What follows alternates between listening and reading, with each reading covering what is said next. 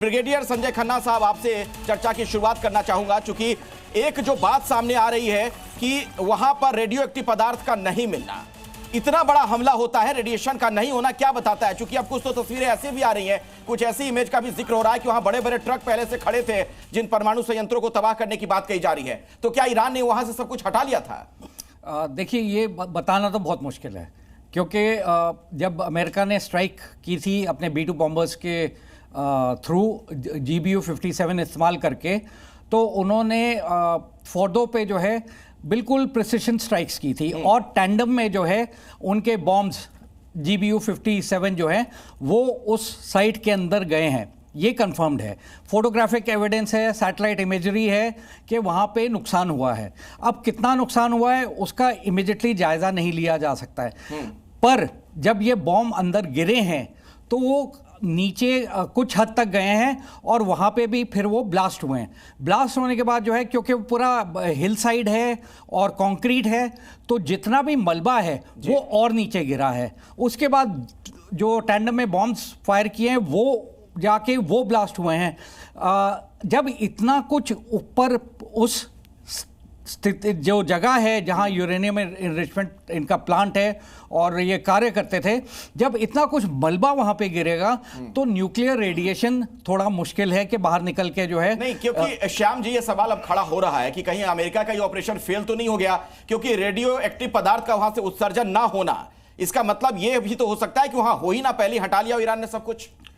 अखिलेश जी धन्यवाद। शनोवर्ना, देखिए मैंने जब ये बात कही थी 2-3 दिन पहले तो मजाक में कि क्लिंजिंग के बिना ये अटैक होना ही नहीं चाहिए और डिले टैक्टिक्स जो चल रहा है ट्रंप जी का, तो शायद उस पर सीरियसली नहीं लिया गया था। ये मुद्दा बहुत सीरियस इशू था कि क्या ये अगर वहां पे यूरेनियम रहता तो क्या ये B-2 बॉम्बर अटैक करते, क्योंकि ये क्वेश्चन यहां तक आता है कि अटैक ही नहीं करते वो। और ये डिले, यहां तक मैंने कह दिया है कि वो डिले इसलिए हुआ गिमिक्स के साथ, G7 से ही कहानी शुरू हो गई थी और ये डिले इसलिए हुआ कि ये सब हो जाए, ईगो सेटिस्फाई हो जाए। वरना मैंने ये भी एक मजाक में कह दिया था कि पाकिस्तान और इन दोनों का क्लिंजिंग एक साथ ना हो जाए। क्लिंजिंग का मतलब था जब तक फिजिकली आप वहां से हटाओगे नहीं वो जो 8 से ज्यादा कैपेबल यूरेनियम के मटेरियल हैं, तब तक वहां पे अटैक करने का मतलब डिसास्टर्स हो सकता है। तो यही हुआ ये एक्चुअली, और यही हुआ एक्चुअली, जो भी आप कह सकते हो, लेकिन हुआ यही कि वहां से वो यूरेनियम हटा दिए गए। और इजराइल के प्रधानमंत्री तो ये भी कह रहे हैं एक बयान में कि उनको पता है वो 60% इनरिच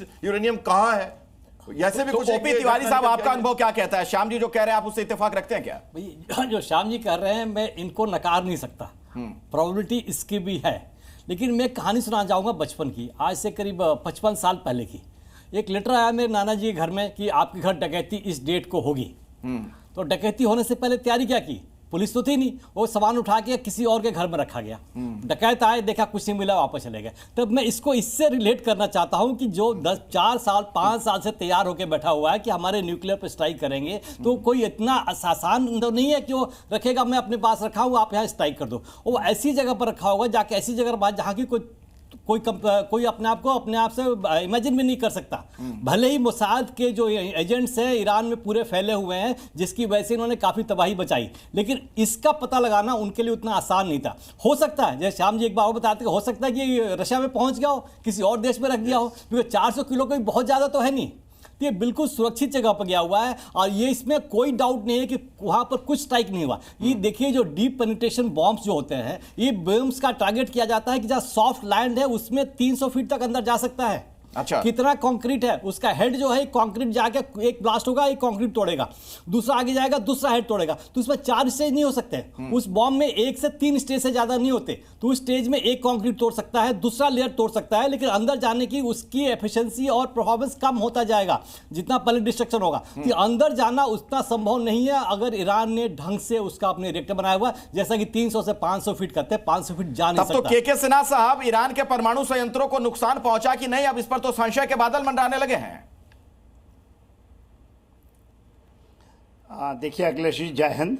अभी थ्योरियां तो बहुत आएंगी, कोई कहेगा कि मैंने पहले ही बता दिया था, ये हो जाएगा, ये हो गया, ये कहानी, ये सब कहानियां हैं, नैरेटिव हैं। नैरेटिव का कोई वैल्यू नहीं होता।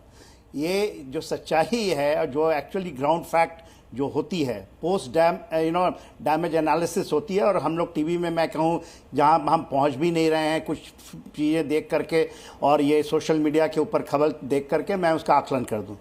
ये आप लेके चलिए जहाँ भी, और कोई जिसको जो इन चीज़ों को डील किया है उसको ये नॉलेज है कि चीज़ें कैसे होती हैं। शिफ्ट कर देना ठीक है, शिफ्ट किया जा सकता है, जैसे अभी पहले भी बताया प्रवक्ता, वो भी कर 400-600 किलो को आप कहीं भी शिफ्ट कर सकते हैं। पाकिस्तान से बहुत सारे यूरेनियम इनरिच्ड आपको हिथरो में मिले हैं, इसके अंदर में ब्रीफ कैसे, इसका मतलब नहीं है कि हिथरो में जा करके वो किसी ने उसको यूरेनियम बना लिया। ये एब्सोल्युटली बचकाने वाली बातें हैं। ये स्ट्राइक बहुत ही सच ये हुई है, और इसके अंदर में वो पीछे गए हैं। ये कह देना कि कल हम कहीं, इतने दिन से तो बोला जा रहा था क्यों नहीं बना लिया था वो एक एटम बम बना लेता। ये इसको आज पता था कि इसकी स्ट्राइक होने वाली है। ये जब इसने लॉन्च किया 7 अक्टूबर के बाद, उसके बाद पिछले साल जब 1 अप्रैल को उसने दमास्कस में मारा, उसको ये पता था कि मुझे पता था कि ये पहुंचने वाले हैं, पूरी दुनिया कह रही है कि यहाँ पहुंचेंगे जी। तो ये बचकानी वाली बातें हैं, बचकानी आकलन हैं। डैमेज बहुत सब्सटेंशियल है। ईरान बहुत पीछे चला गया। मैं ही नहीं कहूँगा, मैं कोई दावे नहीं कर सकता, ठीक है पॉसिबल। तो अभी उन्होंने क्या, आज की परिस्थिति को देखेंगे ना, ये नैरेटिव टीवी डिबेट में बड़ा अच्छा लगता है कि अरे कुछ किया, America fail, Iran fail, Israel fail हो गया। उसने पूरे एयर सिचुएशंस को अपने कंट्रोल में कर लिया। उसने आकर के पहले कहते हैं करके देखो फिर देखते हैं मजा। साला एक हिम्मत नहीं हुई कि इनको अमेरिका के बेसिस को किसी को हाथ लगा कर देख ले। ये बातें बड़ी अच्छी हैं, इनको हम भी, यदि मैं भी ऐसे डिबेट करूं तो शायद आपको भी बड़ा अच्छा लगेगा कि हाँ ऐसे बोल रहे हैं कि शायद नहीं। तो मैं आप जो कह रहे हैं उसी को मैं आगे बढ़ाता हूं, उसी से सवाल जोड़कर पूछ लेता हूं कर्नल शैलेंद्र सिंह जी से। शैलेंद्र जी, आपको क्या लग रहा है, अब तक का आपका जो अनुभव रहा है सर्विस के दौरान का भी, और जो जानकारियां आप मिल रही हैं उसके आधार पर क्या आपको लगता है ईरान को कितना नुकसान पहुंचा है? मेरा सवाल उनके जो परमाणु संयंत्र है उनके संदर्भ में है। जय हिंद, नमस्कार। अगर ईरान को कोई नुकसान हुआ ही नहीं है तो प्रॉब्लम क्या है? फिर ये लड़ाई किस बात की चल रही है? ये सारा जो माहौल बना हुआ है, वो यूएन जा रहा है, वो दाएं बाएं, आज रशिया भी चला गया कि रुकवा दीजिए। फिर ये प्रॉब्लम क्या है? क्या उन्हें पता नहीं है?